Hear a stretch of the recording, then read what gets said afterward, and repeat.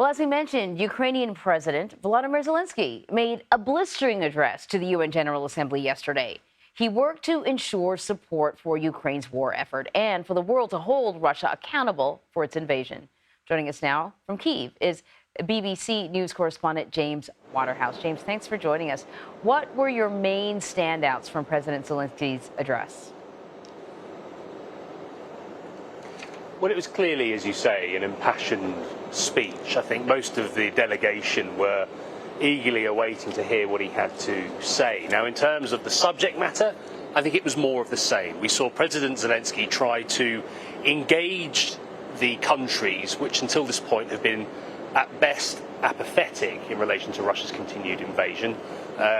Some have even strengthened their own economic ties with Moscow. He talked about Ukraine being used as a weapon against the rest of the world, in that if the war was to stop now, if Ukraine was to concede territory, Russia, he said, simply wouldn't stop there. He said Moscow had no right to hold nuclear weapons. There's a bit of history going on here where in the 90s, after the collapse of the Soviet Union, Ukraine agreed to surrender thousands of nuclear warheads, which it had inherited, in exchange for security guarantees from countries like Russia and the US. So it's a source of deep resentment for the Ukrainian government that the country finds itself in the position it does today, with Russia seeming to hide behind its nuclear arsenal in justifying this continued military action. So I think we saw a continuation of President Zelenskyy's messaging, and the whole time the Russian ambassador to the UN played with his phone. But nevertheless, a continuation of President Zelenskyy's communications strategy. How interesting. Well, Volodymyr Zelenskyy will be facing Russia's Foreign Minister Sergei Lavrov in person today at a meeting of the UN Security Council. What do we know about that? Well, we don't know for sure whether Mr. Lavrov, Russia's foreign minister, will stay in the room. It's often a tactic to leave more junior representatives in place if someone is speaking that they don't agree with. But you're right, there is a Security Council session. The war in Ukraine is the main topic, and President Zelenskyy will have a chance to address people. So I think what we will see is that continued awkwardness, where you're not going to see any interaction, but you will certainly see Ukraine try to make its case.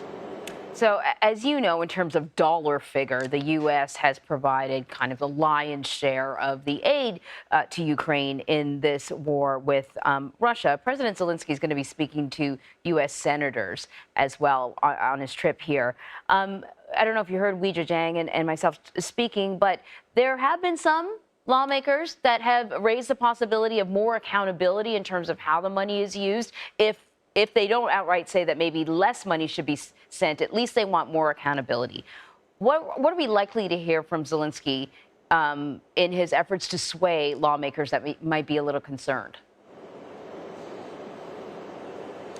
I think, first off, President Zelenskyy has long been aware of the danger of political fatigue from some corners of American politics. He knows about that. I think he'll probably try and attack or present three areas to try and address those concerns. I think firstly, which we are continuing to see, is his anti-corruption drive, because Ukraine is being held to account with the billions of dollars of military and humanitarian aid it receives, notably from the US. So he'll want to point to that. We've heard that President Biden had wanted President Zelenskyy to show him personally what the situation is on the front line.